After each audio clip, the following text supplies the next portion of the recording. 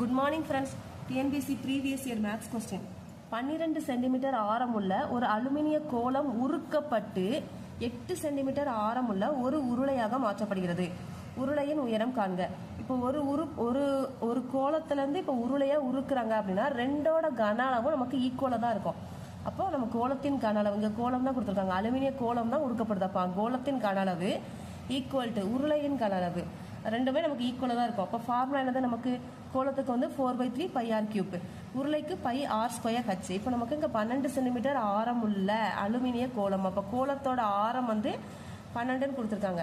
அப்போ நான் ஆருக்கு பதிலாக என்ன செய்யறேன்னா 4/3 π, ஆருக்கு பதிலாக 12 சப்ஸ்டியூட் பண்ணுறேன். 12 × 12 × 12. இப்போ இதில் வந்து நமக்கு 8 சென்டிமீட்டர் ஆரம் உள்ள உருளைக்கு நமக்கு ஹைட் கொடுத்துருக்காங்க. ஹைட்டு தான் என்னன்னு கேட்டிருக்காங்க. அப்போ நமக்கு πr²க்கு பதிலாக 8 × 8 ஹைச் நம்ம போட்டிருக்கோம். இப்போ இந்த பையும் கேன்சல் ஆயிரும். அகைன் இங்கே வந்து இந்த ஹச் மட்டும் வச்சுட்டு நான் எல்லாத்தையும் இங்கே கொண்டு வந்திருக்கேன். 4 ஹைச் மட்டும் இங்கே இருக்குது. இந்த 8 வந்து கீழே கொண்டு வந்திருக்கேன். இங்கே மேலே இருக்குது, கீழே வந்துடும். அப்போ 4/3 12 × 12 × 12 மேலே தான் இருக்கும். 8 × 8 இது எல்லாத்தையும் நமக்கு கேன்சல் பண்ணும்போது ஹச்சோட வேல்யூ நமக்கு 36 சென்டிமீட்டர். தேங்க்யூ.